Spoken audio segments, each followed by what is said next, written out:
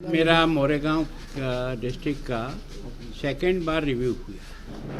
पहले मैंने अप्रैल 2023 में रिव्यू किया था, आज फिर किया है। दो रिव्यू के बीच में मुझे बहुत संतोष है कि काम में काफ़ी कुछ प्रोग्रेस हुई है। कुछ कमी जो थी, जो और हम पूरी करें तो लोगों को और अधिक लाभ पहुंच सकता है। विशेष करके जो आधार सीडिंग का जो मामला है वो अभी 100% के आसपास नहीं पहुंच पा रहा। उसके कई कारण भी हैं, क्योंकि जब तक उसकी आइडेंटिफिकेशन सही नहीं होगी तब तक उसको आधार से जोड़ना संभव नहीं होता है। ऐसे आयुष्मान कार्ड है, जब तक आधार नहीं होगा आयुष्मान कार्ड का लाभ मिलेगा नहीं।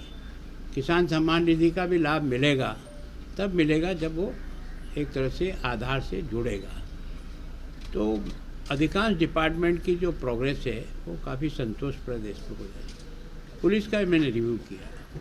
पुलिस ने क्राइम घटा है, क्राइम पर कंट्रोल हुआ है, लेकिन जो सज़ा का परसेंटेज है वो एक तरह से अभी उस लेवल पर नहीं आया जो नेशनल एवरेज के है। यद्यपि इन्होंने 2022 से लेकर के 23 में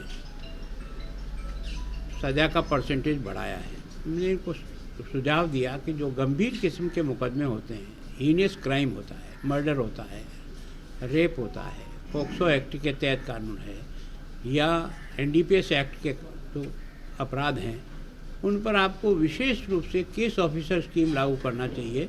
हर केस के प्रति आपका कोई न कोई पुलिस का व्यक्ति उस केस को कोर्ट में ठीक प्रकार से डील करे तो सज़ा का परसेंटेज बढ़ेगा।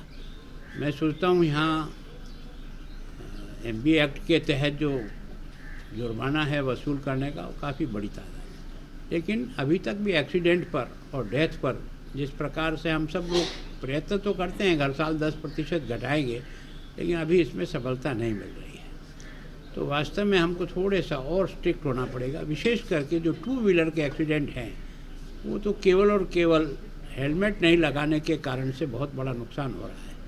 तो कोशिश करनी चाहिए कि हेलमेट को कैसे प्रभावी बना सकें, जिसमें व्यक्ति भी समझे और हमको भी प्रशासनिक उस पर थोड़ी सी सख्ती भी लानी चाहिए ताकि हम उसके जीवन को बचा सकें। इसी तरह से बैंक को हमने कहा कि गवर्नमेंट की 3 ऐसी स्कीमें हैं जिसमें अटल पेंशन योजना है ना, जीवन बीमा योजना है।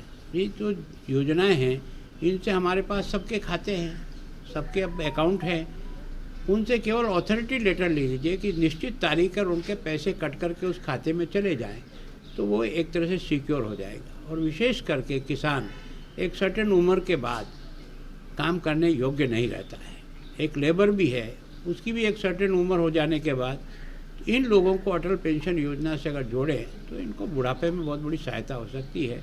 तो बैंक को और डीसी साहब को और सारे अधिकारियों को कहा है जितनी स्कीमें आपके पास है, जो आपसे लाभार्थी है, विशेष करके स्वयं सहायता समूह का एक बहुत बड़ा महिलाओं का समूह खड़ा हुआ है, उन सबको भी इन सब स्कीमों से कैसे जोड़ा जाए इसके प्रयत्न करना चाहिए। धन्यवाद।